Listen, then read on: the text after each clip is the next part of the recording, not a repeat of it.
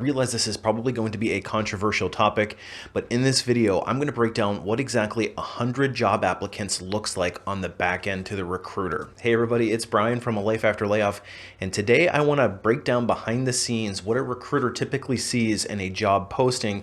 We put a job out there, we get a bunch of candidates coming back in, and I'm going to break down what those numbers actually look like to a recruiter and to a hiring team on the back end. And hopefully, if you take this information, you can use it to your advantage to stand out from the crowd and be a stronger candidate. And I know this can be upsetting to some people, but I want to try to peel back the curtain for you so that you can really see behind the scenes and have that competitive advantage. But before we get too far into it, if you're interested in learning how to take control and start to act like the CEO of your career, make sure you sign up for my free weekly newsletter. And in it, I share concise and actionable tips that allow you to start looking at your career with a higher degree of strategy.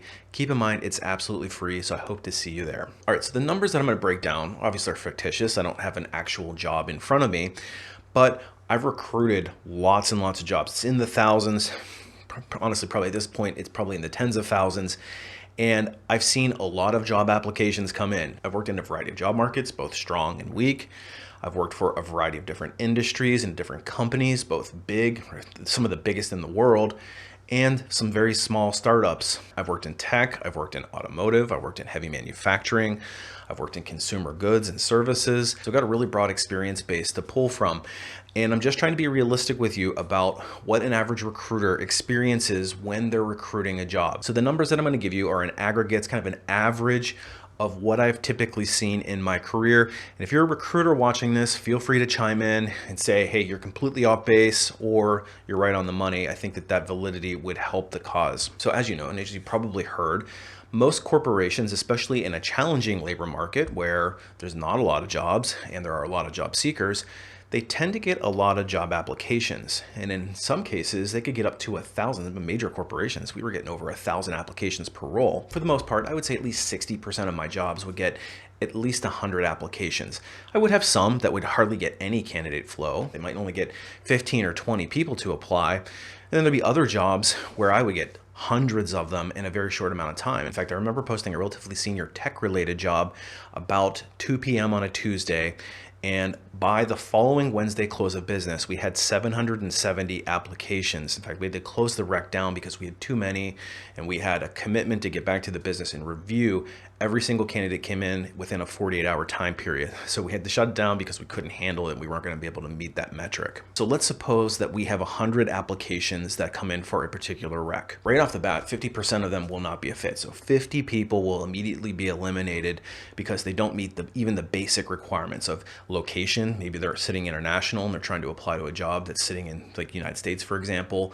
Maybe they don't meet some basic requirement. Maybe there's an education requirement or some other kick-out question that an ATS would screen for. And that's when we hear these things like ATSs are chewing up and spitting out your resume. And in that case, yeah, I'm not going to see you on the back end if you don't meet those basic requirements. Usually we would program the ATS system to filter those people out and to automatically reject them. So now we're left with 50 people. And here's where it starts to get more sobering. 40 out of 50 people will meet the basic preliminary requirements, but they'll have zero qualifications. So unfortunately, that means that they're also going to get rejected. So now we're down to 10 remaining applications, and it doesn't get any easier for these candidates because only 6 of them will be slightly qualified. And I would estimate slightly qualified to be around a 25% match for the requirements of the job. So that leaves us with 4 remaining candidates, or 4% of the application pool, and 3 of them would be kind of qualified. And I would define kind of qualified as a 50% match for the job qualifications that the hiring manager has set forth. That leaves us with 1, and oftentimes it's 0 candidates that actually are a strong fit for the role. In other words, an 80% or better match. And I know that there's people already typing up a comment saying, recruiters don't know what they're doing, they're completely worthless, they're a gatekeeper and nothing more, they don't have any skill, how dare they screen people out when they don't know what they're talking about. Listen, I've heard it all in the book, and being sour grapes about it is not going to change the fact that you're not going to get into the interview process unless you're a close fit. But the reason being is that the recruiter is usually well aligned with the hiring manager when they're doing this preliminary screen. Now, I want to clarify, I'm talking about an internal corporate recruiter who works for the company and not a headhunter. I also want to say that most of my experiences as a senior recruiter, so oftentimes you may be dealing with a junior recruiter who just doesn't have a lot of experience in the workplace Your experience may differ a little bit with them. And as a senior recruiter, I sit down with a hiring manager prior to the job kickoff and host an intake call. The intake call is a very detailed conversation between the recruiter and the hiring manager to determine what the minimum requirements for the position are, specifically what the hiring manager is expecting to see in the candidate pool. So the recruiter is taking very detailed notes to ensure that they're getting the right people and that they understand the technologies, etc., that they're looking for. Now, this doesn't mean that a recruiter is going to know every single thing about every single job, because there's absolutely no way anybody could do that, especially when you're sitting on 20, 30, 40, even some cases I've heard recruiters having 100 different jobs that they're recruiting for. But an experienced recruiter should know their way around the job well enough to be able to do the preliminary screen. So when they're assessing applications, they're looking for very specific things. And when you look at a volume of applicants coming in, it might be against 700 for me on that one job. We have to get very efficient at being able to screen for candidates very quickly. And that's why the 3, 4, 5 second glances, we use some screening tools to help us narrow down the candidate pools. But at the end of the day, it's been pretty consistent across a 20-year career of recruiting where I'm probably only getting 3 to 5% of the candidates that come in as an inbound applicants from the top of the funnel down to even just the hiring manager screen. So I'm going to set up maybe 4 to 6 different interviews, screening interviews with those initial candidates, that first group of people. From there, I'm probably going to pass on 3 or 4 to the hiring manager. The hiring manager will often do a resume screen again at their stage and eliminate another 1 to 2. So they may only talk to 2 candidates at the end of the day. From there, maybe only 1 of the 2 will make it onto the panel interview. And I realize that those numbers can seem very daunting, and it unfortunately actually gets a little worse because the recruiter, knowing that they have to get at least 4 to 5 people into the hiring manager and beyond stage, they need to go off and find candidates of their own. And if they sit around waiting for an inbound applicant to just magically appear in their inbox that is the perfect fit, they might be waiting a really long time.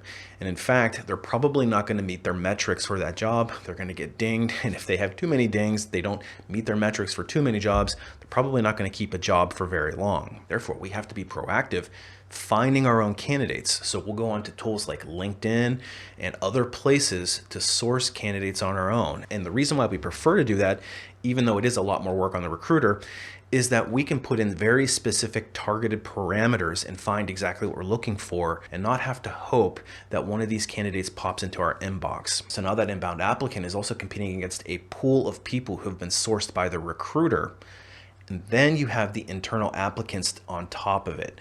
So you've got internal people that pop up all the time, especially for more senior roles. You'll have people who are a little bit more of a stretch, oftentimes throwing their name in the ring, and a lot of companies will bias toward the internal candidate to try to give them a shot. At least good companies will do that. So even though it can be very frustrating as a job seeker who is in an active job search process, when an internal candidate gets hired in front of my candidate, I feel annoyed for my candidate, but I'm kind of happy in a way because that means that the company is actually promoting people from within. And just think about it. If you're working for a company and you wanted to be considered for a promotional opportunity, yet they went and hired somebody externally, you'd probably be pretty upset too. So the point of this is not to be completely discouraging, because I know there's probably going to be people going like, what's the point? I'm never going to get a job, all of this kind of stuff. But the reality is the most in-demand jobs with the highest rates of pay, with the most premier or alpha employers that look great on resumes, are getting a lot of candidates, and they can be very selective for that reason. And that's why it can feel like running through a gauntlet to try to get from A to Z. If I'm seeing a job posting that has 200, 300, 400 applications, I'm not getting discouraged, because I know that the number of people who are applying to those jobs who are actually a really good fit, 80% or better, is very slim. So if I see a job that I know I'm a great fit for, I feel like I've got a really reasonable shot at getting my name in front of that recruiter and getting noticed, at least for a preliminary screen. And I do that by carefully writing a resume that is reflective of the job posting and really shows me as a strong fit. And as I broke down these numbers, I'm going to tell you from experience, a vast majority, I'm talking 95% or more of candidates who apply for jobs just use a generic resume. They send it off to the same 400, 500 different companies, and they hope for the best. And they're almost never going to be better than a 50% match for a job. And in a competitive market, unfortunately, that's just not going to cut it. So make sure you have a tailored resume for the type of role that you're applying to that's well written and concise.